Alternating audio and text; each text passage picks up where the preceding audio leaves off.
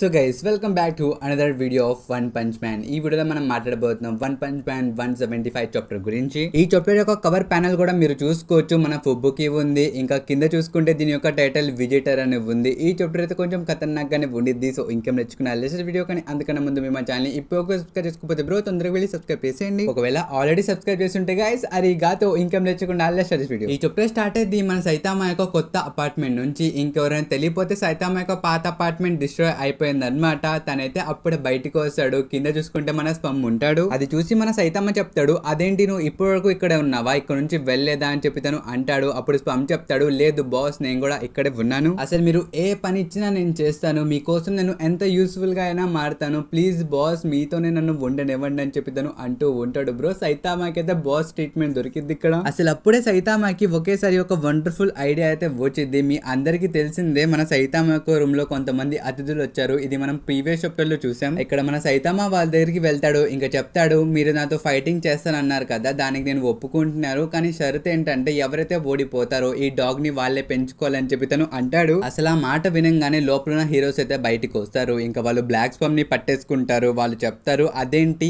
ఈ కోతి ఈ కుక్కని కూడా తీసుకుని వచ్చిందా, అయినా ఇలాంటి యానిమల్స్ నేను ఎక్కడ చూడలేదు, ఇది చాలా వియర్డ్ గా ఉన్నాయి, అయినా సైతామా నీ యొక్క షరతుకి మేము ఒప్పుకుంటున్నాం, అసలు ఏం బెట్ చేయకుండా ఫైట్ చేస్తే ఆ ఫైట్ కూడా అంత ఫన్ గా ఉండదు, ఇప్పుడు మనం సీరియస్ గా ఫైట్ చేసుకోవచ్చు అని చెప్పి తను అంటాడు. కానీ ఇక్కడ వీళ్ళిద్దరు ఫైట్ చేసుకోవాలంటే ఒక మంచి ప్లేస్ కావాలి కదా, అందుకనే వీళ్ళిద్దరైతే పార్కింగ్ లాట్ కి వెళ్తారు. అక్కడ చూసుకోవచ్చు బ్రో మన సైతామా ఇంకా మన ఫోటో అయితే ఇద్దరు రెడీ అయిపోయారు. అక్కడ మనం చూసుకోవచ్చు మన ఫోటో అయితే తన ఎనర్జీని బయటికి తీస్తున్నాడు, మ్యూజిక్ ఆన్ చేస్తున్నాడు. అసలు ఈ మ్యాచ్ స్టార్ట్ అవ్వక ముందే మన ఫోటో చెప్తాడు సైతామాకి, చూసుకో సైతామా నువ్వు జాగ్రత్తగా ఉండు, ఈ ఫైట్ లో నీ కాళ్ళు చేతులు ఇరిగిపోవచ్చు, మనసులేం పెట్టుకోమాక అని చెప్పి మన ఫోటో ముందే చెప్తాడు. కానీ ఇక్కడ మన సైతామా కూడా తక్కువడు కాదు బ్రో, తను కూడా చెప్తాడు, చూడు ఫోటే ఈ ఫైట్ లో నువ్వు ఓడిపోతావు, నువ్వు ఓడిపోయిన తర్వాత నా చుట్టూ సెన్సే అని తిరగమాక అని చెప్పి తను అంటాడు. అసలు సైతామా నోట్ల నుంచి ఈ లైన్ వినిన తర్వాత నాకు జీనోసే గుర్తుకొచ్చాడు. అసలు వీళ్ళిద్దరు మాటలు వినిన తర్వాత మన బటర్ఫ్లై డ్రేక్స్ అయితే కొంచెం ఇంప్రెస్ అవుతాడు. తను చెప్తాడు, ఈ హీరోస్ లో కాన్ఫిడెన్స్ బానే ఉంది, ఫైట్ కూడా బానే ఉండిద్ది అని చెప్పి తను అంటాడు. దీని తర్వాత మన ఫోటే అయితే తన హెడ్ సెట్ ని పట్టుకొని తన చేతులతో ఒక మ్యూజిక్ ని ఆన్ చేస్తాడు. దాంతో చాలా పెద్ద మ్యూజిక్ అయితే ప్లే అయ్యింది. అసలు మీకు మనిషే కనపడాడు అక్కడ, మీకు అన్ని ఆఫ్టర్ ఇమేజెస్ కనిపిస్తాయి, కానీ దూరం నుంచి మన సైతామా అరుస్తూ ఉంటాడు, వెంకాల్ చూడు అని. అది మన ఫోటోకి అయితే అర్థం కాదు. తను చెప్తాడు, సైతామా నువ్వు ఇప్పుడు ఎక్స్క్యూజ్లు చేస్తున్నావు, ఈ ఫైట్ అయితే స్టార్ట్ అయిపోయింది, ఇప్పుడు నువ్వు ఎక్కడికి పారిపోలేవు అని చెప్పి తను అంటాడు. కానీ ముందు నుంచి సైతామా చెప్తాడు, లేదురా బాబు నువ్వు ఒకసారి ఎంకాల్ తిరుగు అని చెప్పి తను అంటూ ఉంటాడు. అప్పుడు ఫోటో అయితే అసలు ఏముంది ఎంకాలా అని చెప్పి ఎంకాల్కి తిరుగుతాడు. కానీ అప్పటికే లేట్ అయిపోయింది బ్రో, ఒక కార్ వచ్చి తన్ని గుద్దేసుకుని వెళ్ళిపోయింది. అప్పుడు సైతామా చెప్తాడు, అందుకనే రోడ్డు మీద హెడ్ ఫోన్ యూస్ చేయకూడదు, ఇప్పుడు అర్థమైద్దిగా ఏమైందో అని చెప్పి తను అంటాడు. ఇంకప్పుడే కాళ్ళ నుంచి ఫుబ్బుకి దిగిద్ది. తను సైతామాని చూడంగానే తను చెప్పిద్ది, ఏంది సైతామా ఇక్కడేం చేస్తున్నావు, నువ్వు ఇక్కడ ఉండేవాడివి కాదు కదా అని చెప్పి తను అనేది. అప్పుడు సైతామా చెప్తాడు, నా పాత అపార్ట్మెంట్ అయితే డిస్ట్రాయ్ అయిపోయింది, అందువల్ల నేను ఇక్కడ ఉంటున్నానని చెప్పి తను అంటాడు. కానీ అప్పుడే ఆ పార్కింగ్ లాట్ లో ఇంకో వ్యక్తి కూడా వస్తాడు మాస్క్ వేసుకుని. ఆ వ్యక్తిని మీరు చూసుకోవచ్చు, తన లోపల నుంచి చాలా ఆరా అయితే బయటికి వస్తుంది. అది మన ఫుబుకి సెన్స్ చేసిద్ది. పైగా సైతామాకి చెప్పిద్ది, చూడు సైతామా నువ్వు ఇప్పుడు కరెక్ట్ టైంలో మాకు కనిపించావు, ఒక పని చేయి, నువ్వు ఇప్పుడు మాతో పాటు వచ్చేయి, నేను నీకు స్పెషల్ ఏ ర్యాంక్ పర్మిషన్ కూడా ఇస్తాను, మా ఫుబుకి గ్రూప్ లో జాయిన్ అయిపో అని చెప్పి తను అనేది బ్రో. అది వినిన తర్వాత సైతామా ఇంకా ఫుబుకి మెంబర్స్ కూడా షాక్ అయిపోతారు. అప్పుడే బ్లాక్ స్పమ్ కూడా వస్తాడు, సైతామాని లాగి చెప్తాడు, ఇంతకీ బాస్ ఇప్పుడు మా పని ఏంటి, ఇప్పుడు మేమేం చేయాలని చెప్పి తను అంటాడు. అప్పుడు సైతామా చెప్తాడు, ఎలాగో మా డీల్ అయితే అయిపోయింది, మీరే ఓడిపోయారు కాబట్టి ఈ కుక్కని ఇంకా ఈ మంకీని మీరే తీసుకోండి, 1+1 ఆఫర్, చాలా బాగా చూసుకోండి, వీళ్ళకి ఏం కాకూడదని చెప్పి బటర్ఫ్లై డిఎస్ కి అప్పుకి ఇచ్చేస్తాడు. అది విని వాళ్ళు ఆపడానికి చూస్తారు, కానీ మన సైతామా ఫుబ్బుకి వాళ్ళతో లోపలికి వెళ్ళిపోతాడు. పైగా మనం అక్కడ పేరు చూసుకోవచ్చు బ్రో, వాళ్ళైతే hero association head quarters special entertainment facility లోపలికి వెళ్తున్నారు. గైస్ మీరు పేరు విని భయపడమాకండి, ఇదైతే ఒక జైల్ అన్నమాట. మన ఫుబ్బుకి ఒక కౌంటర్ దగ్గరికి వెళ్ళిద్ది. ఇంకా తను చెప్పిద్ది, ఇదిగో నాకైతే ఇక్కడ ఒక పర్సన్ తో కలవాలి, సో తొందరగా నాకు దారి చూపి, ఇదిగో తన రూమ్ నెంబర్ అని చెప్పి తను అనేది. ఆ పర్సన్ కంప్యూటర్ లో ఆ రూమ్ ని చూస్తాడు. తను ఫుబుకి చెప్తాడు అనమాట, చూడండి మ్యామ్ ఇప్పుడు ప్రస్తుతం ఆ రూమ్ లో ఇంకో వ్యక్తి కూడా ఉన్నారు, మీరు వెళ్దాం కుదరదు, పైగా తను మాట్లాడిన తర్వాత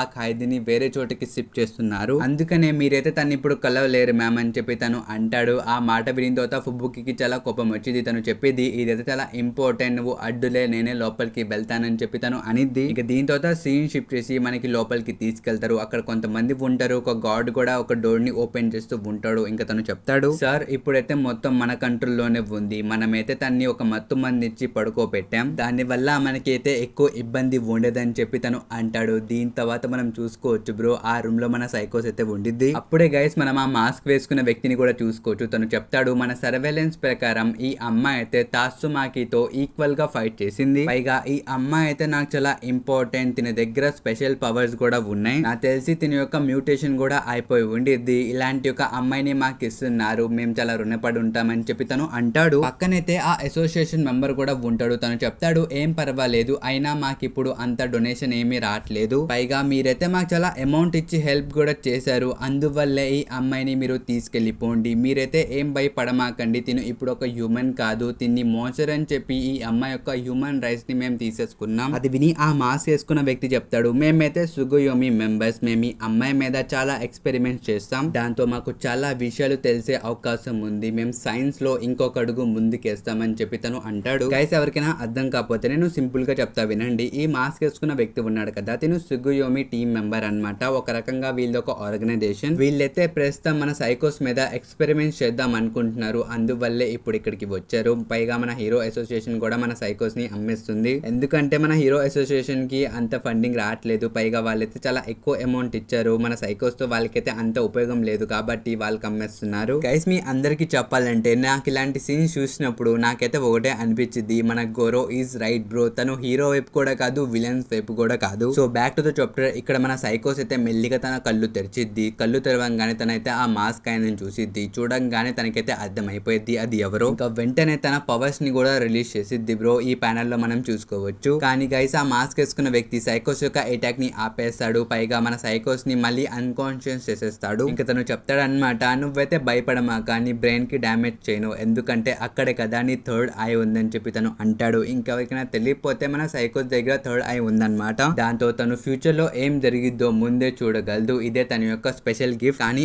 అప్పుడే పక్కనున్న హీరో అసోసియేషన్ మెంబర్ అయితే చెప్తాడు, చూడండి సార్, మీరు తిన్ని టార్చర్ పెట్టాలనుకుంటే మీరు పెట్టచ్చు, దానికోసం స్పెషల్ గా ఒక రూమ్ కూడా ఉంది మా దగ్గర, కావాలంటే ఆ రూమ్ మీకు చూపిస్తానని చెప్పి తను అంటాడు బ్రో. కానీ ఆ మాస్క్ వేసుకున్న వ్యక్తి చెప్తాడు, లేదు లేదు అదేం మాకు అవసరం లేదు, మేము మా ల్యాబ్ కి తీసుకెళ్లి తిని మీద పూర్తిగా ఎక్స్పెరిమెంట్ చేస్తామని చెప్పి తను అంటాడు. దీని తర్వాత సీన్ షిఫ్ట్ చేసి మన ఫుబుకి వాళ్ళ వైపుకి తీసుకెళ్తారు. వాళ్ళైతే లిఫ్ట్ ఎక్కి పైకి వస్తూ ఉంటారు, కానీ అప్పుడు మనకైతే ఒక ఫ్లాష్ బ్యాక్ ని చూపిస్తారు అనమాట మన ఫుబుకిది. ఆ ఫ్లాష్ బ్యాక్ లో మనం సైకోస్ ని చూసుకోవచ్చు. Saitama versus cosmic Zoro fight అయిపోయిన తర్వాత మన సైకోస్ అక్కడ నుంచి పారిపోవడానికి ట్రై చేసిద్ది, కానీ అప్పుడే తన ముందు మన ఫుబుకి వచ్చేసిద్ది. తన్ని చూడంగానే మన సైకోస్ కి అర్థమైపోయింది అది ఎవరో. మన సైకోస్ చెప్పిద్ది, నువ్వు బి క్లాస్ లో ఏ ర్యాంక్ హీరో కదా. అది విని తర్వాత మన ఫుబుకి చెప్పిద్ది, ఎలా ఉన్నారు ఫార్మర్ వైస్ ప్రెసిడెంట్ సైకోస్ ద థర్డ్ ఐ. ఇంతకీ ఆ మోన్స్టర్ అసోసియేషన్ అయితే మొత్తం అంతమైపోయింది, ఇప్పుడు ఎవరో లేరు, నువ్వు కూడా మాకు సరెండర్ అయిపో అని చెప్పి తను అనిద్ది. అది విని తర్వాత మన సైకోస్ చెప్పిద్ది, యూ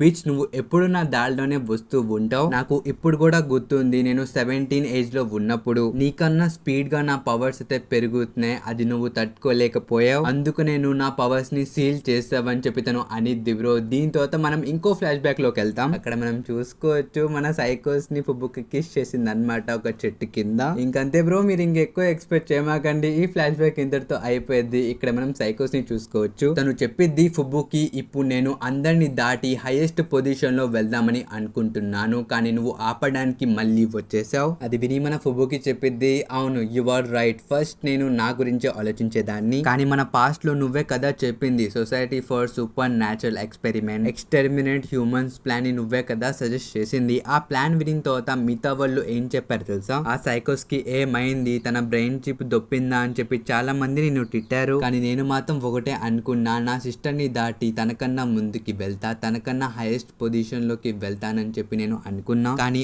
అప్పుడు నాకు అర్థమైంది మనం అందరినీ దాటేసి ముందుకు వెళ్ళినా వేస్టే, ఎందుకంటే అప్పుడు మన పక్కన ఎవ్వరు ఉండరు, ప్రతి ఒక్క విన్నర్ కి ఒక లూజర్ అయితే కంపల్సరీగా ఉంటాడు, కానీ నువ్వు నా లూజర్స్ ని లాక్కున్నావు, నువ్వైతే చాలా సెల్ఫిష్ సైకోస్, అప్పుడే నేను డిసైడ్ అయ్యా నాకు ఎనిమీస్ ఎవరైనా ఉన్నారంటే అది నువ్వే, అందుకే నేను నిన్ను డిస్ట్రాయ్ చేసేస్తానని చెప్పి తను అనిద్ది. దాంతో ఆ ఫ్లాష్ బ్యాక్ అయితే అయిపోయింది. మనం ఇంకో ఫ్లాష్ బ్యాక్ లోకి వస్తాం. అక్కడ మన సైకోస్ చెప్పిద్ది, నేను కాదు డిస్ట్రాయ్ అయ్యేది, నువ్వే ఫుబుకి అని చెప్పి ఫుబుకి మీద ఒక అటాక్ చేసిద్ది. దాంతో ఒక క్రేజియస్ట్ బ్లాష్ అయితే అయ్యిద్ది బ్రో. ఆ బ్లాష్ చాలా క్రేజీగా ఉండిద్ది. ఇంకా దీంతో వీళ్ళ ఫైట్ స్టార్ట్ అయ్యింది. ఇంకా ఇక్కడే ఈ చాప్టర్ అయితే ఎండ్ చేసేస్తారు. పైగా నెక్స్ట్ చాప్టర్ కూడా చాలా క్రేజీగా ఉండబోతుంది బ్రో. అది కూడా నేను తొందరలోనే అప్లోడ్ చేస్తాను. సో మీరైతే అప్పటివరకు వెయిట్ చేయండి. ఇంకా ఈ వీడియో నచ్చితే మన ఛానల్ సబ్స్క్రైబ్ చేయడం మర్చిపోమాకండి. ఇంకా ఈ వీడియో అయితే ఇంతవరకే గైస్, మనం కద్దాం నెక్స్ట్ వీడియోలో. Until then bye by.